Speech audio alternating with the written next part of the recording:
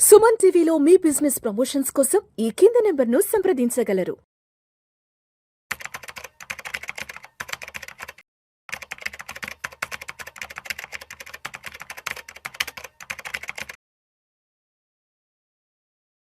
నమస్తే, welcome to Vishnu talks. నేను విష్ణు. ప్రస్తుతం నాతో పాటు certified financial planner and certified wealth manager Madhavi Reddy గారు ఉన్నారు. వారితో మాట్లాడదాం.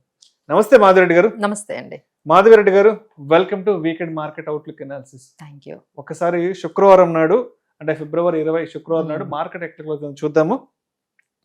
సెన్సెక్స్ విషయానికి వస్తే 316 పాయింట్ల లాభంతో 82,814 వద్ద క్లోజ్ అయింది. నిఫ్టీ విషయానికి వస్తే 116 పాయింట్ల లాభంతో 25,571 వద్ద క్లోజ్ అయింది.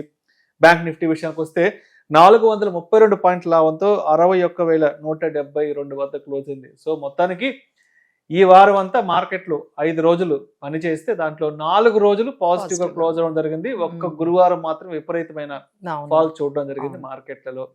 అండ్ ఇంకొక ముఖ్యమైన విషయం, మాట్లాడుకోవాల్సిన ముఖ్యమైన విషయం ఏంటంటే, గత సంవత్సర కాలంగా ప్రపంచ దేశాల మీద ఎడాపెడ టారిఫ్లు వేస్తూ ప్రపంచ దేశాలను ఇబ్బంది పెట్టిన ట్రంప్ కు అమెరికా సుప్రీంకోర్టులో అయితే చుక్కెదిరింది. అక్కడ అత్యున్నత న్యాయస్థానం ట్రంప్ గట్టిగానే చురకలంటించింది. సో మీ ఇష్టానుసారంగా మీరు ప్రపంచ దేశాల మీద ఈ సుంకాలు విధించడం కరెక్ట్ కాదంటూ కూడా ఒక చెంపపెట్టు తీర్పు కూడా ఇవ్వడం జరిగింది. సో ఏంటి ఇదంతా ఎలా చూడొచ్చుంటారు అసలు? సో మార్కెట్ లో అయితే అన్సర్టనిటీ అనేది చాలా హైట్స్ లో పీక్స్ లో ఉన్నట్టుగా కనిపిస్తుందండి. దానికి సూచనగా మనకి వాల్టిలిటీ ఇండెక్స్ అంటాం. మన దగ్గర వాల్టిలిటీ ఇండెక్స్ అనేది ఒక 10% పెరిగింది. అలానే మనకి వాల్టిలిటీ ఇండెక్స్ కూడా 13 లెవెల్ వరకు వెళ్ళింది. So what it is indicating ఏంటంటే మార్కెట్ లో చాలా వాల్టిలిటీ అనేది జరుగుతుంది. సో అందరూ కూడా చాలా జాగ్రత్తగా ఉండాలి. ఎందుకంటే ఇది మనకి మీరు లాస్ట్ వీకే చూసుకుంటే ముందేమన్నారు, అంతా కూడా ఇరాన్ యుఎస్ మధ్య ఏదైతే న్యూక్లియర్ అగ్రిమెంట్ ఉంటుందో అది ఫెయిల్ అయ్యింది, డిస్కషన్స్ ఫెయిల్ అయ్యాయి. ఎనీ మూమెంట్ వార్ స్టార్ట్ అవ్వచ్చు అని చెప్పి అక్కడ జెట్ ఫైటర్స్ అన్ని కూడా రంగం అంతా సిద్ధం చేసి పెట్టారు. సో ఎనీ మూమెంట్ అనగానే వెంటనే మార్కెట్స్ అన్ని కూడా అన్ని గ్లోబల్ మార్కెట్స్ అన్ని కూడా భయపడిపోయి నెగిటివ్ లోకి వెళ్ళాయి. ఆ తర్వాత గోల్డ్ అండ్ సిల్వర్లు ఒక్క సమాంతంగా పెరిగాయి.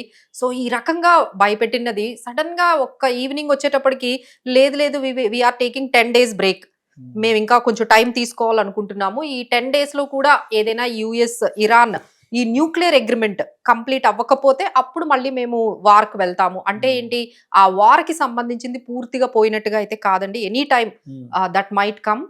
సో దాని నుంచి ఇంకా మనకు క్లారిటీ రాలేదు. సో అక్కడ అగ్రిమెంట్ ఫెయిల్ అయితే ఇక్కడ వార్ స్టార్ట్ అయిపోతుంది. సో మార్కెట్ లో ఈ పర్టికులర్ అన్సర్టనిటీ ఇంకా కంప్లీట్ అవ్వలేదు. అందుకనే డాలర్ లో అంటే మనము క్రూడ్ ఆయిల్ చూసుకుంటే $71 పెరిగిందండి. So that is also not good for Indian markets. ఎందుకంటే మనం ఎక్కువగా ఇంపోర్ట్ చేసుకుంటున్నాము. ఇప్పుడు రష్యాతో కూడా చేసుకోవడానికి లేదు కదండి, ట్రంప్ వల్ల మనకు అది కూడా పోయింది. సో మనం $71-72 అయితే that is going to be very negative. మనకి కొంచెం నెగిటివ్ గా వెళ్లే అవకాశం అయితే కనిపిస్తోంది. సో ఈ విధంగా మళ్ళీ జీడిపి న్యూస్ వచ్చింది. యుఎస్ ఎకానమీలో కూడా కొంచెం ఇష్యూస్ బాలేవు. వాళ్ళకు కూడా డెఫిసిట్ అనేది చాలా వరకు అన్ఎక్స్పెక్టెడ్ గా యుఎస్ లో డెఫిసిట్ అనేది బాగా పెరిగింది. అలానే యుఎస్ ఎకానమీ పరిస్థితి పెద్దగా బాలేదు.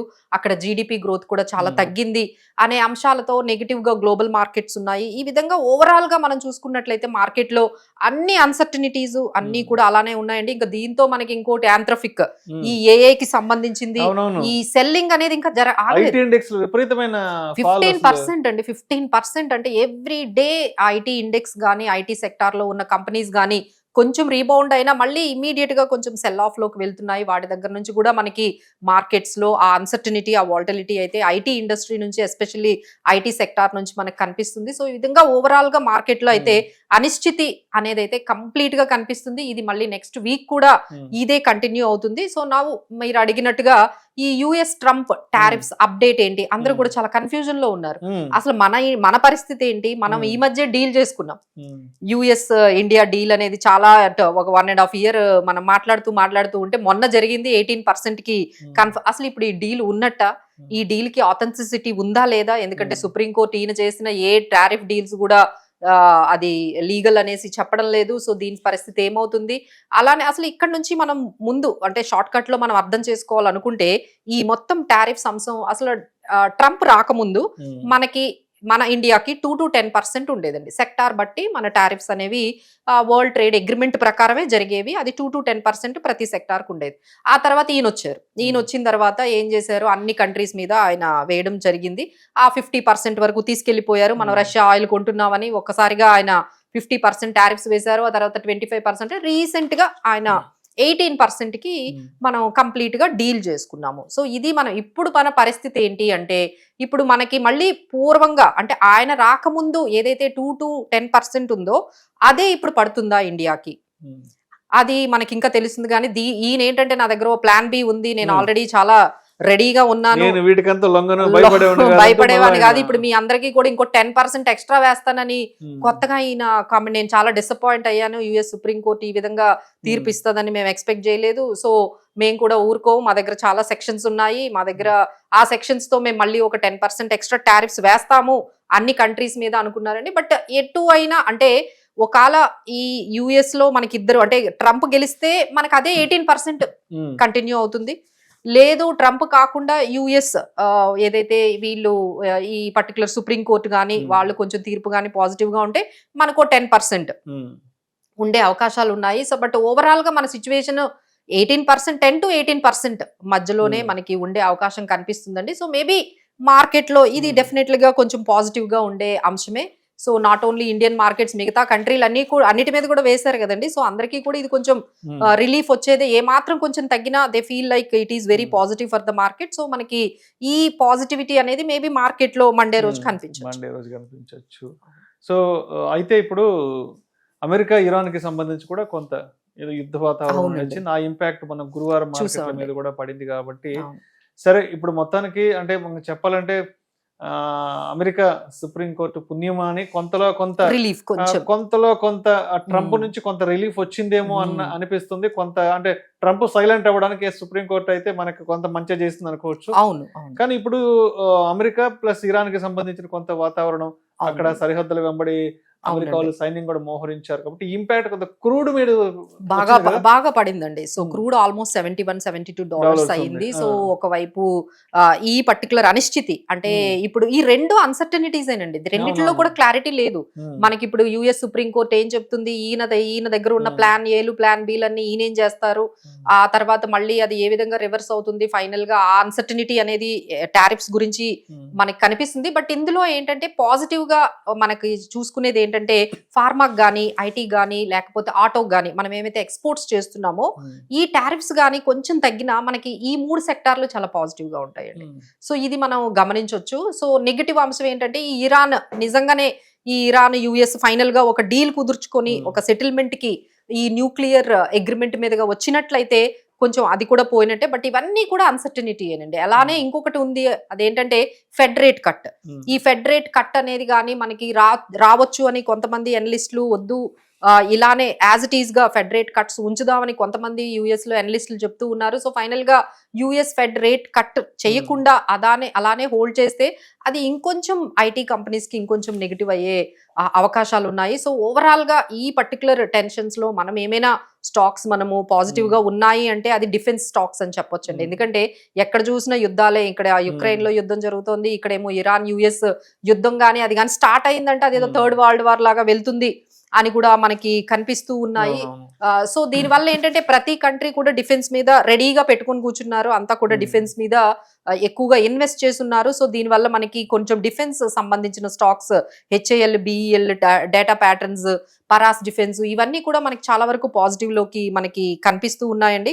అలానే కొన్ని ఓఎన్జీసీ అంటే ఈ ఇరాన్ యుద్ధం వల్ల ఒక $71 మనకి క్రూడ్ అనేది పెరిగింది. దానివల్ల ఓఎన్జీసీకి కొంచెం పాజిటివ్ గా కనిపిస్తుంది. సో ఈ విధంగా మిక్స్డ్ గా కనిపిస్తుందండి. బట్ మనం ఒక పాజిటివ్ గా అంటే ఒక సపోర్ట్, ఒక రెసిస్టెన్స్ లెవెల్స్ కానీ చూసుకున్నట్లయితే మార్కెట్ కి సపోర్ట్ అయితే 25,400, 25,000 వరకు మంచి సపోర్ట్ ఉందండి. ఇప్పుడు నెక్స్ట్ సపోర్ట్ ఇప్పుడు 25,571 నిఫ్టీ ఉంది.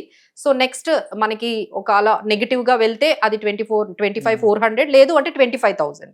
సో ఇది మనకి రేంజ్. లేదు మార్కెట్స్ కొంచెం పాజిటివ్ గా మండే రోజు కానీ వెళ్ళినట్లయితే definitely it may take towards 25,800, 25,900 కూడా వెళ్ళే ఛాన్సెస్ అయితే కనిపిస్తుందండి. సో ఓవరాల్ రేంజ్ అయితే మనకి 25,400 నుంచి 25,800 ఈ రేంజ్ లో మనకి నెక్స్ట్ వీక్ Yes. కనిపించే అవకాశాలు ఉన్నాయి. సో అయితే మాధవరెడ్డి గారు, అంటే ఇప్పటి వరకు ఉన్న అంటే మార్కెట్లో ఉన్న సినారియోస్ దృష్టిలో ఉంచుకొని నేను ప్రపంచవ్యాప్తంగా గ్లోబల్గా ఉన్నటువంటి అన్సర్టనిటీస్ని దృష్టిలో ఉంచుకొని అంటే ఇప్పుడున్న సిచ్యువేషన్లో మార్కెట్లో ఏదన్నా కొంత అనుకూల వాతావరణం ఉన్న స్టాక్స్ ఏమన్నా ఉన్నాయా, కొంత పాజిటివ్ ఈ స్టాక్స్ పాజిటివ్గా ఉన్నాయంటే అవును. మార్కెట్లో చుట్టూ ఇంత అన్సర్టనిటీ ఉన్న ఈ స్టాక్స్ మాత్రం కొంత సేఫర్ జోన్ లో ఉన్నాయి అనుకునే ఉన్నాయా? సో అదేనండి, మనం ఆల్రెడీ డిఫెన్స్ అనేది మనం చెప్పాము, అది కొంచెం పాజిటివ్ గా ఉంది. ఎస్పెషల్లీ పిఎస్యు బ్యాంకింగ్ అండి, బ్యాంకింగ్ అండ్ ఫైనాన్షియల్స్ అయితే మాత్రం చాలా స్ట్రాంగ్ గా కనిపిస్తున్నాయి. సో పిఎస్యు బ్యాంక్స్ లో పెట్టొచ్చు. అలానే కొంచెం మెటల్ స్టాక్స్ లో కూడా కొంచెం పాజిటివిటీ అనేది మనకు కనిపిస్తుంది. ఆయిల్ కంపెనీస్ లో కూడా కొంచెం పాజిటివిటీ అనేది మనకు కనిపిస్తుంది. సో ఈ విధంగా సెక్టార్ స్పెసిఫిక్ గా ఉంటూ ఈ సెక్టార్ మీద అంటే ఏదైనా మనకు ఆపర్చునిటీ వస్తే కొంచెం దాంట్లో యాడ్ చేసుకోవాలండి. బట్ వీ కెన్ సే ఏంటంటే వాల్టిలిటీ అయితే చాలా హైలో ఉంటుందండి. ఎవరైతే ట్రేడర్స్ ఉన్నారో వాళ్ళైతే చాలా చాలా జాగ్రత్తగా ఉండాలి. నెక్స్ట్ వీక్ అంటే లాస్ట్ వీక్ కూడా వాల్టిలిటీ ఉంది, ఈ నెక్స్ట్ వీక్ కూడా, ఎందుకంటే వీటి మీద ఎటువంటి క్లారిటీ రాలేదు కాబట్టి ఐదర్ ఇరాన్ యుఎస్ వార్ ఆగిపోయిందా లేదా అనేది అక్కడ కూడా క్లారిటీ లేదు.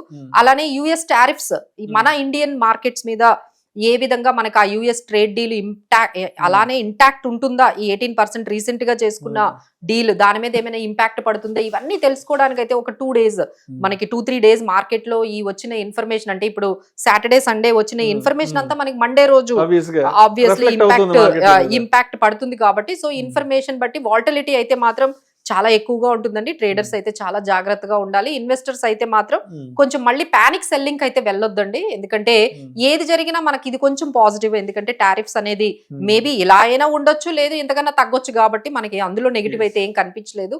అండ్ యుద్ధ భయం అయితే పూర్తిగా పోలేదు. దాని గురించి అయితే కొంచెం కాషియస్ గా ఉండాలి. Right. Thank you so much Madhu Reddy గారు.